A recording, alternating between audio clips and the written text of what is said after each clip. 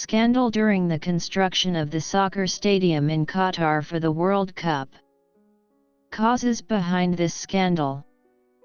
The kafala system, sponsorship system used in many Gulf countries, including Qatar.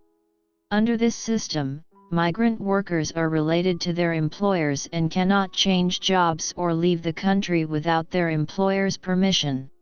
This system prevents workers from reporting poor working conditions for fear of losing their jobs or being deported.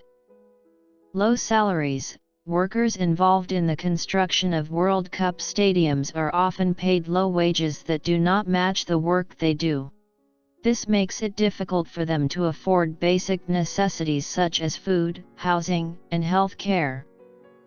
Long working hours. Workers on the stadiums reported working long hours, often up to 12 hours a day, 6 days a week. This leaves little time for rest and recuperation. Poor living conditions. Many stadium construction workers are housed in crowded and unsanitary conditions. This puts them at risk of contracting diseases. Lack of safety measures. Inadequate safety equipment, training, and supervision. As a result, they are at risk of being injured or killed on the job. Around 6,500 migrants have died since the World Cup was awarded to Qatar. The pressure to complete construction projects on time. Migrant workers who came to Qatar in search of employment. Many of these workers are from countries with low salaries, limited employment opportunities, and a lack of legal protections. This makes them vulnerable to exploitation by employers in Qatar. Consequences of this scandal. Let's begin with the idea that if a 10-year-old child can understand that playing in air-conditioned stadiums is not good for the environment, this is not the case for the organizers of the event and the politicians who find it perfectly normal that a soccer World Cup takes place in Qatar. So that there is many consequences that this construction had. Environmental impact. Dismountable and air-conditioned stadiums. You will be delighted to know that this World Cup will be carbon neutral. A level of greenwashing that could make you smile if it wasn't tainted with blood. It takes some nerve to announce carbon neutrality when you know that at least 90% of the carbon footprint of a similar event is related to spectators, 75% of which is carried by air travel. Simulate a flight from any European capital, multiply the result by a few thousand, and explain to us how this can be a carbon neutral event.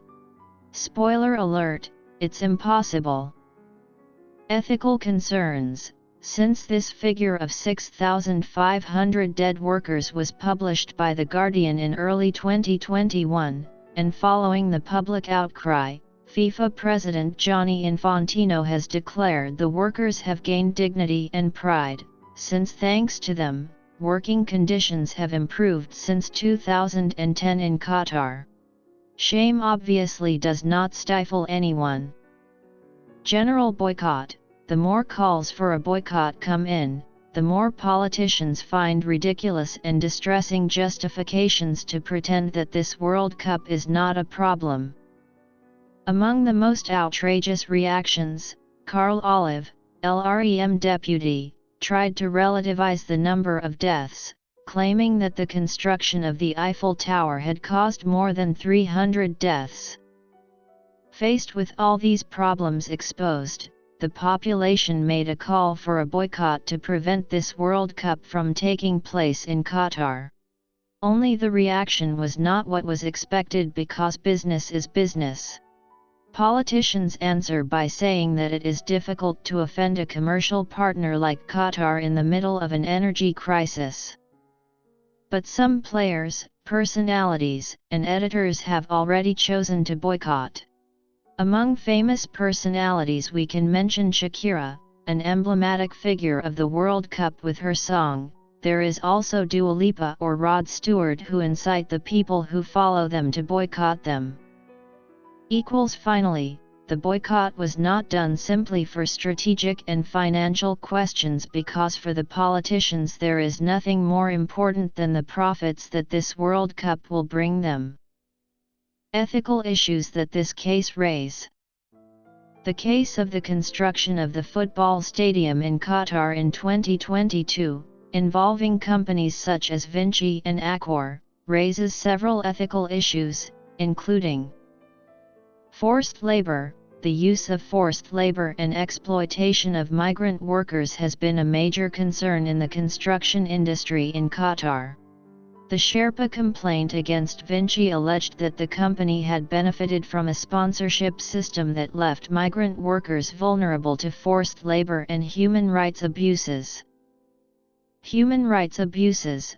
The allegations of mistreatment, abuse, and exploitation of workers on the construction site of the stadium raise questions about respect for human rights, dignity, and fair treatment of workers. Corporate responsibility. The case also raises issues about the responsibilities of companies to ensure that their business practices do not contribute to human rights abuses or exploitation of vulnerable groups such as migrant workers. Transparency and accountability. The lack of transparency in the working conditions on the construction site and the supply chain practices of companies involved in the project raises questions about the need for greater accountability and transparency in business practices. Sustainability. The construction of the stadium and other infrastructure for the 2022 World Cup has raised questions about the environmental impact of such mega events, as well as their social and economic costs and benefits. The ethical issues around sustainability include the need for responsible sourcing of materials, energy efficiency, waste management, and protection of natural resources. Corrective actions should this company take to ensure these problems do not happen again? Compensating the affected workers for any losses or damages they have suffered as a result of the company's actions. Establishing a clear code of conduct that outlines the company's commitment to human rights and worker rights, and ensuring that all employees, contractors, and subcontractors are aware of this code. Conducting regular audits and inspections of the workplace to ensure that all workers' rights and human rights are being respected and that working conditions are safe and healthy. Ensuring that workers have access to effective grievance mechanisms and whistleblower protection to report any violations of their rights or any other issues they may face in the workplace. Providing training and education programs to all employees, contractors, and subcontractors to raise awareness of worker rights and human rights. Working with independent third-party organizations to monitor and assess the company's compliance with international labor and human rights standards. Providing fair and decent working conditions, including fair wages, safe working conditions, and access to health care, for all workers involved in the construction of the stadiums. Ensuring that all workers have the right to freedom of association, collective bargaining, and other fundamental labor rights.